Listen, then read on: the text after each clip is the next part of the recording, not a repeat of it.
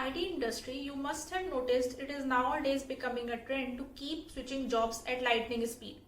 And if you are a fresher, you may get influenced easily. Let me paint a picture for you. One fine morning, your colleague comes to your desk and says, "Hey, I'm resigning today." And if they are your friends, they may present to you a long list of reasons why they are making a switch. Now allow me to paint the other half of the picture, why you should not make a switch. FOMO. Everyone is leaving. Herd mentality is not going to help you in any phase of life. It's a private industry and here nothing is constant. So basically, don't make your moves by blindly following others. Boredom. People often get bored due to monotonicity at workplace.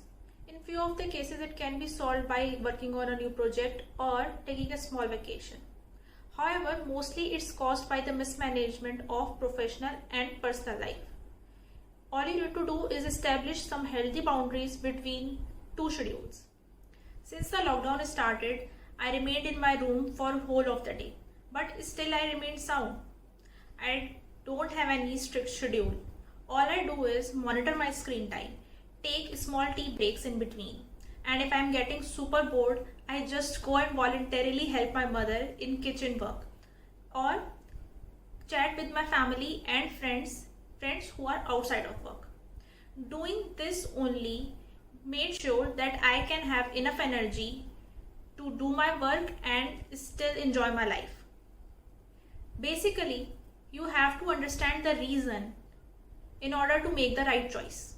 Switching jobs will increase my salary. Well, yes, in most of the cases it will. But you will also be leaving your performance appraisal for the work done till date, as well as your stocks in case the vesting date is afterwards. So before doing any CTC comparison, it is extremely important to do the calculations wisely.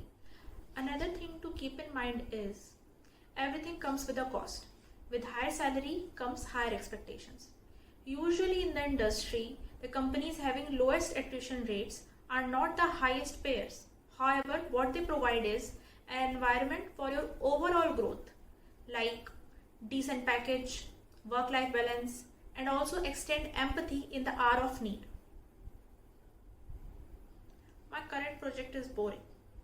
Well, let me tell you, no team in any office can satisfy your hunger for a good quality work all the time. As soon as you learn a new skill, the repeated application of it becomes boring. For example, if you just started working on a new product, you will really enjoy coding in comparison to taking permissions, deploying, rolling it out. So it's a good point to switch only if the current team's vision is no more aligning with your agenda or with your growth goals. These all tips are coming from a person who experimented a lot in her career and sometimes even fell into pitfalls and learned many lessons. I am just trying to help you in making an informed decision so that whenever you are making your next move, you know the reason. And make a switch only if your next move can take you a step closer to your goals and help you in growing further.